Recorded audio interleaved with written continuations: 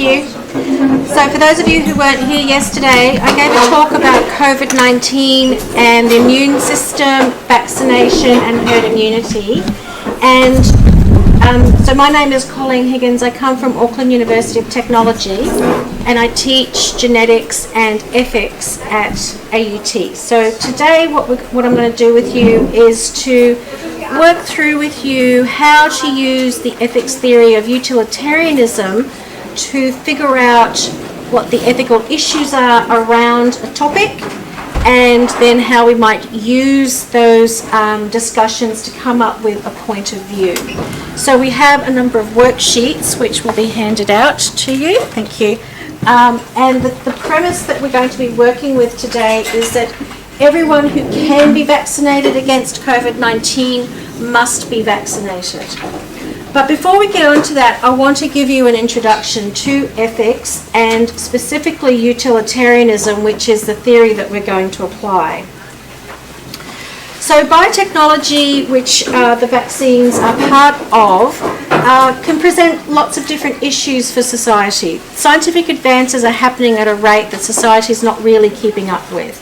So there are things around genetically modified food, or the use of embryos in IVF, or bringing back a woolly mammoth, or all of these types of issues.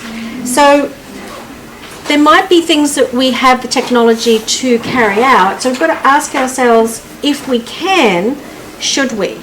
So this is why ethics is, one of the reasons why ethics is helpful.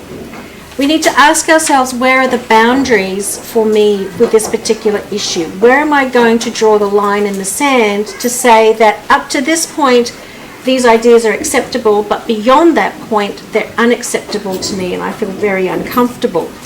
So ethics can help us figure out what those boundaries are. Good ethics is the comprehensive deliberation of the pros and cons of action. If we find ourselves in a situation where we need to think about what the outcome will be, then we're going to need to go through a process of thinking about the issues from different angles, pros and cons, to figure out what the appropriate outcome is for that particular situation. And that is the process of developing an ethical argument. So ethics is important because it elevates our thinking and our discussion. It elevates our opinion to something that is a fully reasoned ethical argument. So rather than just saying, no, I don't want to do that, and have a gut reaction, or no, I don't think that's right, then it allows us, if we think about the ethical issues and frame it thinking about using different theories, it can help us elevate our opinion to something that is much more reasoned. And it helps us facilitate thorough and thoughtful deliberation about a topic, which then helps build confidence in our decision making, and not just our decision making, but also societies at large and the governments. We can fully explore and justify our rationale for coming up with our decision if we've gone through the process of developing an ethical argument. The process also respects key stakeholders, meaning there might be a number of different types of people that might be affected by this particular issue. And by thinking about all of the issues, it forces us to think about these people and provide and give them the due respect that they deserve. And it also helps us to acknowledge the complexity of issues. So just thinking about vaccines, your gut reaction might be, well, of course everybody should get vaccinated. But until you actually think through all the complexities about what that might mean, your argument is not well thought through. And arguments, the development of such arguments can help shape future policy. So you as science students are being given knowledge and education around a range of different topics. And so also as citizens and permanent residents of this country, you have the right to send your opinion to the government on whatever issue is being discussed. And by learning about the science and by developing skills around developing ethical arguments, you can provide much more reasoned and well thought through arguments to the government about why or why not they should go ahead with various proposals.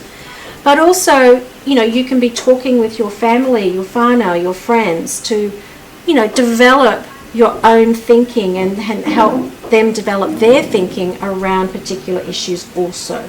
So it gives you tools to be able to make good discussions or make good decisions about these topics. There are a number of different theories that we can use. We're just going to use one today, which is utilitarianism, but there are quite a few, and just some are listed here. But an ethical theory is a means by which we can help justify our particular decision. When we're developing an ethical argument, we're trying to think about how I ought to act in this situation. And it helps us with these theories to then think about it from a different moral reality. So different theories will think about different morals, different moral approaches to a problem. But every theory is important because they help us develop truths around what is a good life. So utilitarianism is a theory that looks at the beneficial consequences of action. If you're somebody that feels safe within a framework that has lots of rules and duties, then you would be a deontologist. If you end up working in the healthcare system, the four principles approach is of enormous value and used very frequently in that environment because it was developed specifically for health practitioners to develop ethical decisions or make ethical decisions in a very quick and rapid scenario if you needed to do that in an emergency situation, for example. Virtue ethics was first established by Aristotle, so it's thousands of years old, and it talks about what makes a good person. And then cultural relativism helps us to view the point of view of different cultures to a particular issue.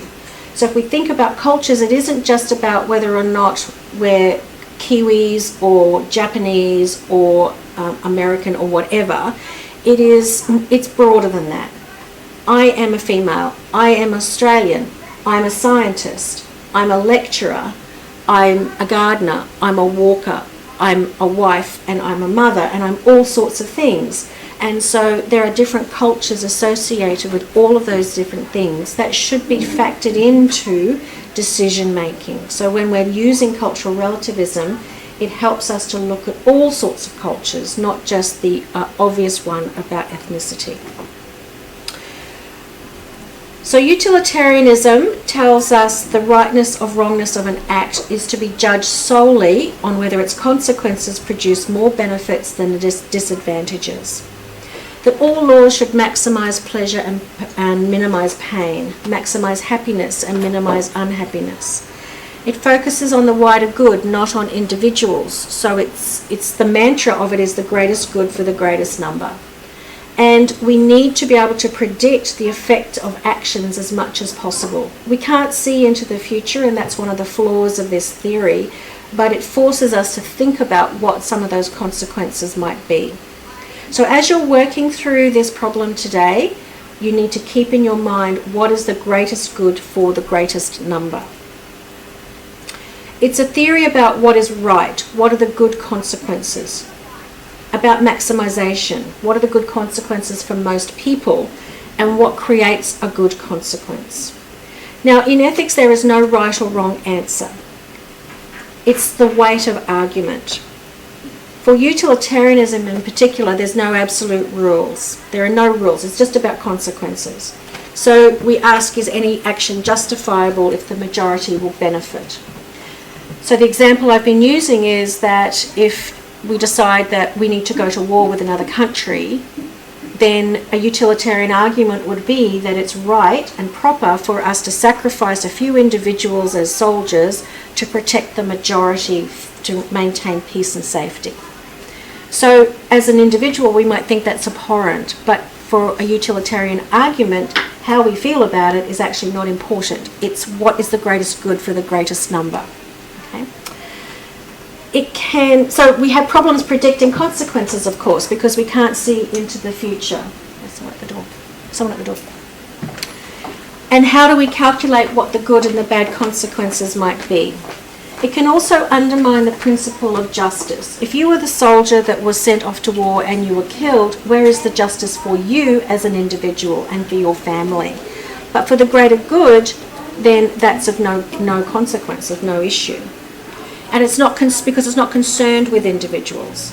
And one of the things that we also need to be able to do is to figure out what is the good in this situation. So how do we, what is the good, and how many people, what would be the majority of people that would benefit from that? So for your assessment, you need to be developing an argument around, I think it's vaccination, is that correct? Yeah.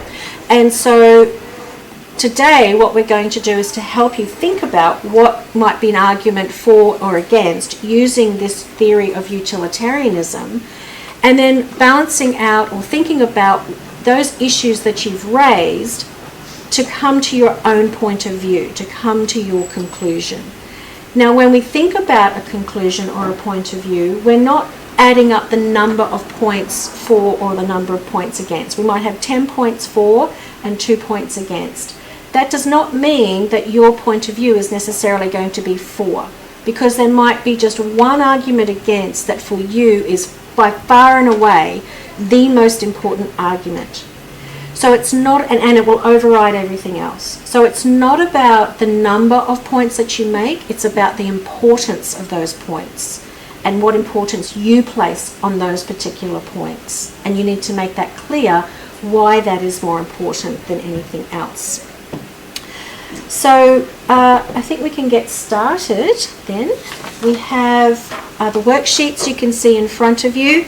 The proposal today is everyone who can be vaccinated must be vaccinated. We have to develop arguments for and against, and then we're going to be developing our point of view.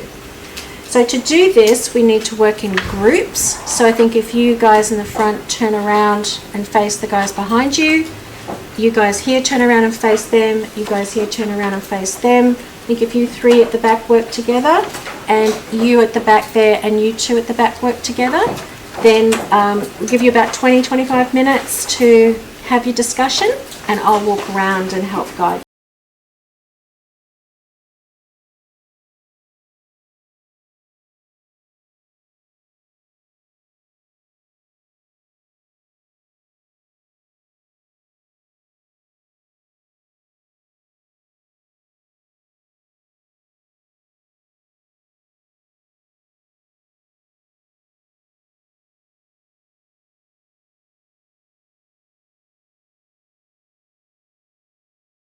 Protects people that cannot get vaccinated. Yes, if everyone is protected, then it means no more lockdowns, opens up the economy, overcoming mental health issues around financial issues, isolation, domestic violence. Also very good. Well done.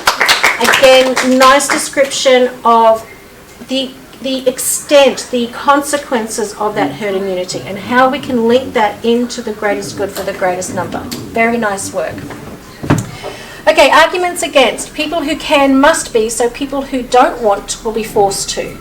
So let's think about that as a utilitarian argument. It's a perfectly valid argument, but let's think about that. Maybe then we would, if we lose our choice, we talked about this in this group here, if we lose our choice about having vaccines, where will the loss of choice stop? If the government decides that we have to have this, what else will they decide that we have to have? So do we need to be saying, actually, no, we're a Western democracy, we have the right to choose, we don't want to be told what to do. We don't want to go down this slippery slope of having decisions made for us. We want to maintain our autonomy. So as a society, the greatest good may be that being autonomous is the most important thing. So that then is a great point, but needs to be extended further and expanded on to link it into that utilitarian theory. So very good. Natural selection, only the strongest survive. So I've talked to a couple of groups about this. Again, let's link this to a utilitarian argument. Why do we have to keep everybody alive? Who says everybody has to be kept alive? We've only got a limited number of resources. So, or a limited amount of resources. We can't afford to support 5 million people. We need to let about 1 million of them go. because we've only got enough for 4 million. Sorry, we're not going to vaccinate you. We need to get rid of some of you. Sounds awful, and it is awful. But as a utilitarian, you would say, what is the greatest good for the greatest number? We only have enough resources for 4 million people. We cannot support 5 million people. Here's a perfect opportunity for us to slough off a few people to ensure that we have enough resources for those that are strong and have survived. Now, that is probably completely and utterly abhorrent to most of you, and so it should be. But we're not thinking about this from any other point of view except a utilitarian point of view, and how you feel about it is not relevant. You're bringing into this your virtue ethics. What makes a good person? A good person would be somebody who was thoughtful and caring and considerate and wanting to take care of everybody. That's not relevant here to a utilitarian argument. You need to be a little bit, and also our personal choices don't come into these things. So this is actually a very good argument against vaccination for all. You just need to frame it as a utilitarian argument. Having side effects will destroy public confidence in vaccines and they're less likely to get them. That's a great argument too. We can think about that in a slightly different way. Less confidence in future vaccines. Oh, sorry, that's the same point, right? So that's correct. So it's a good idea. So if there are lots of side effects, then we're still learning about those side effects. People will start to lose confidence. If they have to have the vaccine, they may get those side effects. And if that happens, then people may not want to get future vaccines for future diseases that might be coming our way. And so we might end up in a worse situation than we're currently in. Yeah? So, good idea. People living in less populated areas will question, why would I have to pay tax to benefit highly populated areas? Okay, so can we talk about that a little bit? I'm not sure how this links to a utilitarian argument. I have to think about that one for a moment. It's kind of a bit back to front to my way of thinking. I'll think about it. Side effects of the vaccine. Again, we need to expand on that idea. Why risk side effects when the vaccine won't cure all variants of the virus? That's a good point. And I think that idea links here with confidence in the vaccine. So those two ideas could be linked together about side effects, and maybe you get the vaccine but you actually get sick from another variant, would lose confidence in that vaccine. People's choice to choose and side effects and long-term effects. Again, that would link to here, and this one would link to here. So in your conclusion, just get vaccinated isn't going to be enough to get you an excellence. You need to be able to link your conclusion to your ideas here. Why is your conclusion that? Which argument was important in your decision about whether or not we should get vaccinated and make it compulsory? Okay?